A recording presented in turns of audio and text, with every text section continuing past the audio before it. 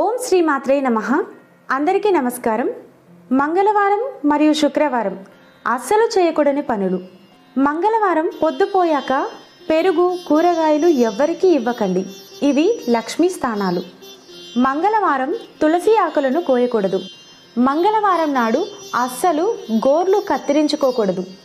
దేవుడి పటాలను శుభ్రం చేసేటప్పుడు మంగళవారం నాడు అస్సలు శుభ్రం చేయకూడదు. మంగళవారం తలస్నానం చేయకూడదట. అలా చేయడం వలన ఆరోగ్యంపై చెడు ప్రభావం చూపించే ప్రమాదం ఉంటుందని పండితులు చెప్తున్నారు. మంగళవారం నూతన బట్టలను కొనుగోలు చేయకూడదు. అదేవిధంగా నూతన వస్త్రాలను ధరించకూడదు. అలాగే డబ్బు కోల్పోయే ప్రమాదం ఉందని విశ్వసిస్తారు. మంగళవారం రోజు అస్సలు అప్పు చేయకూడదట. అలాగే మంగళవారం రోజు అస్సలు అప్పు ఇవ్వకూడదట. అప్పు ఇస్తే ఆ డబ్బు తిరిగి రావడం చాలా కష్టమవుతుందట. జాతకంలో కుజదోషం ఉన్నవారు, వ్యాపారంలో గొడవలు, ఇబ్బందులు ఉన్నవారు మంగళవారం రోజు గుడ్లను తినకండి. మంగళవారం ప్రయాణాలకు అనువు కాదని, అలా ప్రయాణాలు చేస్తే తలపట్టే ఏ పనులో కూడా విజయవంతం కావు అని పండితులు చెబుతున్నారు. మంగళవారం నాడు ఎలాంటి గాజు వస్తువులను బహుమతిగా తీసుకోవద్దు. ఇలా చేయడం వలన డబ్బు నష్టం జరిగే అవకాశం ఉంది. మంగళవారం నాడు ఆవాల నూనెను కొనకూడదు. అలాగే ఆవాల నూనెను దాన ధర్మంగా కూడా ఇవ్వకూడదు. ఈరోజు మీరు మల్లె నూనెను కొనుగోలు చేయవచ్చు. మంగళవారం ఉప్పు తినకూడదు. మంగళవారం ఉప్పు తినడం వలన ఆరోగ్యంపై చెడు ప్రభావం పడుతుంది. అంతేకాదు, చేసే ప్రతి పనిలో అడ్డంకులను ఎదుర్కోవాల్సి ఉంటుంది. మంగళవారం నలుపు రంగు వస్త్రాలను ధరించడం అశుభం. ఇలా చేస్తే ఆరోగ్యంపై ప్రభావం ఉంటుందని నమ్ముతారు. మంగళవారం కొత్త ఇల్లు కొనకూడదు. కొత్త ఇల్లు కొని భూమి పూజ చేస్తే ఘన నష్టం లభిస్తుంది. కొంతమంది మంగళవారం నాడు ఆంజనేయ స్వామికి, సుబ్రహ్మణ్యేశ్వర స్వామికి పూజ చేసి ఉపవాసం ఉంటారు. అలా ఒక్క పొద్దు ఉండి రాత్రి ఒకవేళ భోజనం చేసేటప్పుడు ఉప్పు వేసుకొని భోజనం చేయకూడదని పండితులు చెప్తున్నారు. మంగళవారం మాంసాహారానికి దూరంగా ఉండాలి. ఇలాంటి ఆహారం తినడం వలన జీవితంలో ఇబ్బందులు ఏర్పడే అవకాశం ఉంది. మంగళవారం నాడు ఇంటి పెద్దలతో గొడవలకు దూరంగా ఉండాలి. లేకుంటే కుజుడు జాతకంలో ప్రతికూల ప్రభావాలను ఇవ్వడం ప్రారంభిస్తాడు. మంగళవారం కోపాన్ని అదుపులో ఉంచుకోవాలి. అలాగే ఈ రోజున ఎవరితోనూ గొడవ పడవద్దు. చెడ్డ మాటలు మాట్లాడవద్దు. కత్తెర వంటి పదునైన వస్తువులను మంగళవారం కొనకూడదు. ఈరోజు కొత్త వాహనాలను కొనుగోలు చేయడం కూడా అశుభం. మంగళవారం హెయిర్ కట్, షేవింగ్ లాంటి పనులు చేయకూడదు. ఎందుకంటే ఈ పనులను చేయడం వలన సమాజంలో గౌరవ మర్యాదలు కూడా తగ్గుతాయి. మంగళవారం షేవింగ్ చేసుకోవడం వలన శారీరక సమస్యలతో బాధపడే అవకాశం ఉంది. శాస్త్రాల ప్రకారం మంగళవారం ఈ పనులు నిషిద్ధం. శుక్రవారం రోజు మహాలక్ష్మీదేవికి ఎంతో ఇష్టమైన రోజు. అందుకోసం శుక్రవారం రోజున కొన్ని పనులు అస్సలు చేయకూడదు. శుక్రవారం ఈ తప్పులు చేస్తే లక్ష్మీదేవికి కోపం వచ్చి మన ఇంటి నుండి బయటకు వెళ్ళిపోతుంది. మరి శుక్రవారం రోజు పొరపాటును కూడా ఏ తప్పులు చేయకూడదో చూద్దాం. శుక్రవారం మీకు ఎవరైనా పువ్వులు, గాజులు ఇస్తే అస్సలు కాదనకుండా తప్పనిసరిగా తీసుకోవాలి. పాలు, పెరుగు, కారం, చింతపండు, ఉప్పు వంటి వస్తువులను శుక్రవారం ఎవరికీ ఇవ్వకూడదు. శుక్రవారం రోజు బంగారు ఆభరణాలను తాకట్టు పెట్టడం, ఇతరులకు ఇవ్వడం లాంటివి చేయరాదు. ఇలా చేస్తే లక్ష్మీదేవి అనుగ్రహం మన మీద ఉండదు.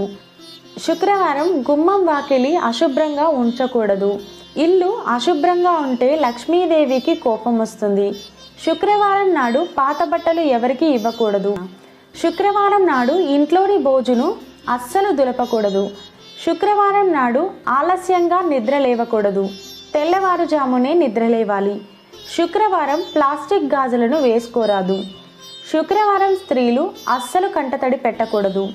శుక్రవారం నలుపు రంగు బట్టలను వేసుకోరాదు. శుక్రవారం మాంసాహారానికి దూరంగా ఉండాలి. శుక్రవారం నాడు ఎవరి నుంచి రుణం తీసుకోకూడదు, ఇవ్వకూడదు. ఎందుకంటే ఇలా చేయడం వలన మీ ఇంటి సభ్యుల ఆరోగ్యంపై ప్రభావం పడుతుంది. శుక్రవారం నాడు లక్ష్మీదేవి విగ్రహాన్ని ఎవరికీ బహుమతిగా ఇవ్వకూడదు. ఇలా చేయడం వలన మన ఇంట్లోని లక్ష్మీదేవి బయటకు వెళ్ళిపోతుంది. శుక్రవారం మెడలో తాళి అస్సలు తీయకూడదు. శుక్రవారం అమ్మవారి విగ్రహాన్ని నిమజ్జనం చేయకూడదు. కొంతమంది పాత లేదా విరిగిపోయిన విగ్రహాన్ని నదిలో వేసి ఆ ప్రతిమ స్థానంలో కొత్తదాన్ని ఉంచుతారు. పాత విగ్రహాన్ని కూడా శుక్రవారం నాడు నిమజ్జన చేయకూడదు. మీకు కావాలంటే శుక్రవారం నాడు నూతన విగ్రహాన్ని తెచ్చుకోవచ్చు. ఇలా చేయడం ద్వారా లక్ష్మీదేవి ఎప్పటికీ మీ ఇంట్లోనే ఉంటుంది. శుక్రవారం రోజున ఎట్టి పరిస్థితుల్లోనూ ఉతికిన బట్టలను మాత్రమే ధరించాలి. ఇడిచిన బట్టలను మళ్ళీ మళ్ళీ ధరించడం దరిద్రానికి కారణమవుతుంది. అదేవిధంగా చిరిగిన బట్టలు ధరించడం కూడా దరిద్ర దేవతను ఆహ్వానించినట్టు అవుతుంది. శుక్రవారం నాడు చేతికి ఉన్న గాజులను తీయకూడదట. శుక్రవారం రాత్రిపూట ఇల్లు ఊడ్చి చెత్తను బయట వేయకూడదు. మరుసటి రోజు బయట పడవేయాలి. శుక్రవారం దీపం వెలిగించిన తర్వాత పాలు, పెరుగు, ఉప్పు ఇతరులకు ఇవ్వకూడదని పండితులు చెబుతున్నారు.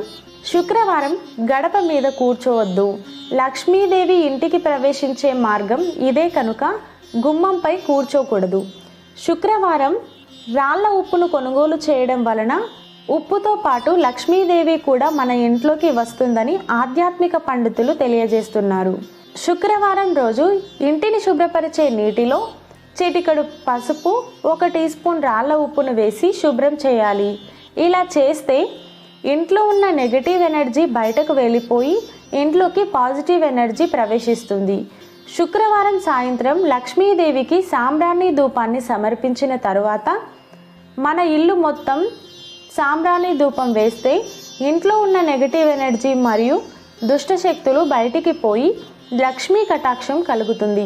శుక్రవారం రోజున గణపతి ఆలయాన్ని దర్శించుకొని గణపతికి గరకను సమర్పిస్తే కోరుకున్న కోరికలు నెరవేరుతాయి. అలాగే శివాలయానికి వెళ్ళేవారు బిల్వపత్రాలను తీసుకెళ్తే అన్ని కష్టాలు తొలగిపోయి అంతా మంచే జరుగుతుంది. లక్ష్మీదేవిని సంపదల దేవతగా పిలుస్తారు. అమ్మవారికి శుక్రవారం తామర పువ్వు సమర్పించడం చాలా మంచిది. శుక్రవారం బియ్యాన్ని దానంగా ఇవ్వాలి. ఇలా చేయడం వలన అనేక శుభాలు జరుగుతాయి.